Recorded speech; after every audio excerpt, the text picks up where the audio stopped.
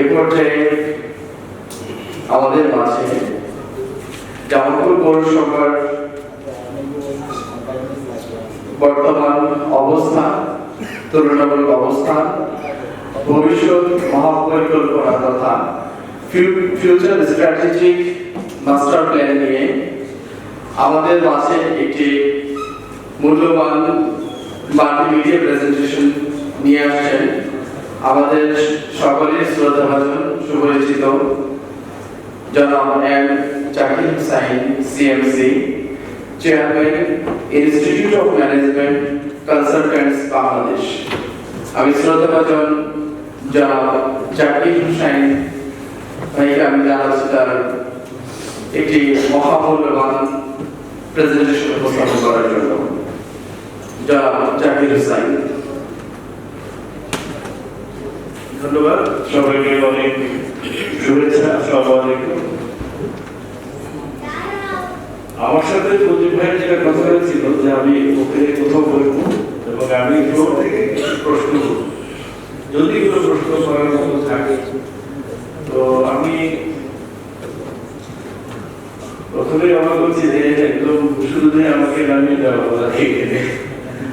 তো আমি একটু আমার পরিচয়টা একটু বলি। তার আগে আমি অত্যন্ত আজকে খুব আন্তরিকভাবে এবং খুব ইমোশনালি এক্সাইটেড আমাদের মাঝে মোকাদ্দেম ভাইকে দেখে। আমি আপনাকে যদি মানে পরিচয় করানোর আগে দেখতাম চিনতাম না, কারণ আপনার অনেক পরিবর্তন। আমি জামালপুর আশীর্বাদ কলেজ থেকে পাশ করেছি। আমার স্কুল ছিল শিক্ষা স্কুল। আমি 83-তে জামালপুর শহর ছেড়েছি। আজকে আমার সাথে লাকির সাথে দেখা হলো, তারপরে মার্কেসের সাথে দেখা হলো অনেকদিন পরে। আপনাদের সাথে অনেকের সাথে এর আগের পর দেখা ছিল। লিডনের সাথে আমার আজকে অনেক বছর পরে দেখা হলো, খুব ভালো লাগছে।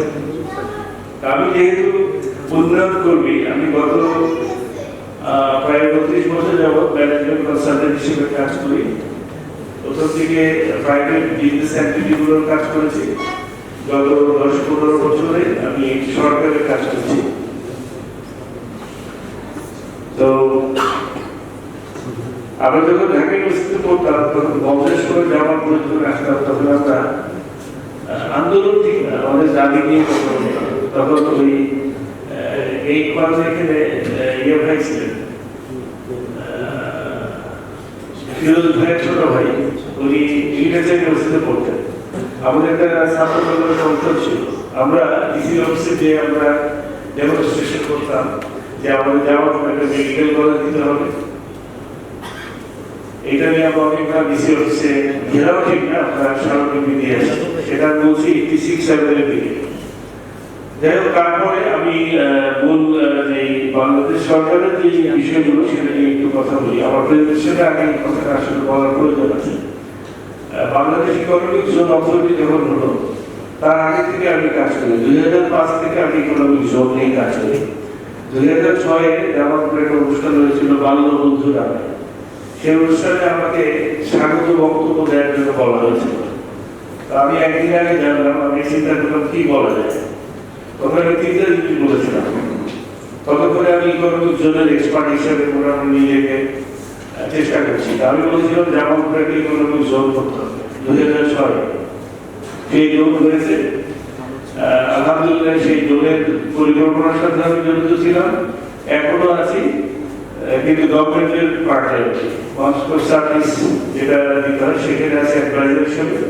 ইতিমধ্যে প্রথম ইনভেস্টর আমি জামালপুরে নিয়ে গেছি। পরে সর্বশেষ যেটা হচ্ছে আমরা প্রায় 300 কোটি টাকা ইনভেস্ট করবেন, টেক্সটাইল ইন্ডাস্ট্রি করবেন সিঙ্গাপুর থেকে। সেটাও আমি জামালপুরে দিতে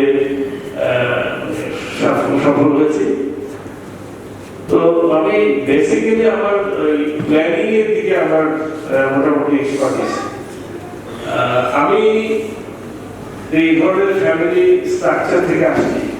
আমার বাসার কাছে পাড়া, ওই সময় দেশে অনেক আকার ছিল, অনেক অবকরণ ছিল। আমি কথা বলছি 74-এর পরের সময় থেকে।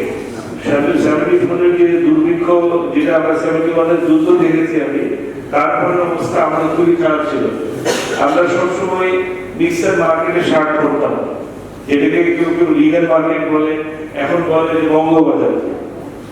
নতুন শার্ট খুব ডিফিকাল্ট ছিল ভালো ডিজাইনের বলা। তো যাই হোক, আমি যে পরিবার যে পরিবেশ থেকে এসেছি সেখানে অভাব ছিল। তো আবার শুরু থেকেই রাজনীতিটাকে আমি সবসময় একটু দূরে রাখতাম। যদি আমি পলিটিক্যাল ফ্যামিলির ছেলে, আমার দাদা আব্দুল হামিদ মুক্তার সাহেব উনি মারা গেছেন, তাকে মেরে ফেলা হয়েছে 71-এর যুদ্ধে। যুদ্ধ আমি দেখেছি, আমি দুই পক্ষকে দেখেছি, আমি বুঝেছি, আমার মতো আমি বুঝেছি। আমি যেটা নিয়েছি সেটা হচ্ছে উন্নয়ন করতে হবে। উন্নয়ন না করলে আমরা যত যাই বলি, রাজনীতি আমাদের দেশের রাজনীতিতে আমেরিকার মতো করতে হবে না। আমাদের দেশের রাজনীতি হলো ইকোনমিক ইমানসিপেশনের রাজনীতি, অর্থনৈতিক মুক্তির রাজনীতি। তো সেটাকে মাথায় রেখে দলমত নির্বিশেষে যখন আমি সুযোগ পেয়েছি কাজ করেছি। গত সময়ে আমি বলেছি যে জামালপুর ডিজিটাল যুগ হয়ে গেছে, আমাদের একটা এয়ারপোর্ট লাগবে। আমি পরবর্তীতে বলেছি আমাদের জামালপুরটাকে সিটি কর্পোরেশনের আন্ডারে আনতে হবে। আজকে আমরা জামালপুর মিউনিসিপালিটি নিয়ে কথা বলবো, কিন্তু আমি কিন্তু সিটি কর্পোরেশনের কথা অলরেডি প্রস্তাব করেছিলাম। যাই হোক, আমি আজকে মূল বিষয়টা আমি অ্যাকচুয়ালি আপনারা অডিয়েন্সে যে জিনিসটা আছে সেটা আমি দিতে পারবো না হয়তো, কারণ আমার পার্সপেক্টিভটা ভিন্ন। আমি একটু দীর্ঘমেয়াদে চিন্তা করি।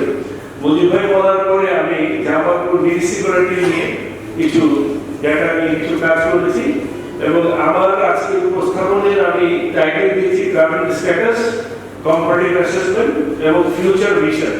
ফিউচার ভিশনে an integrated master plan।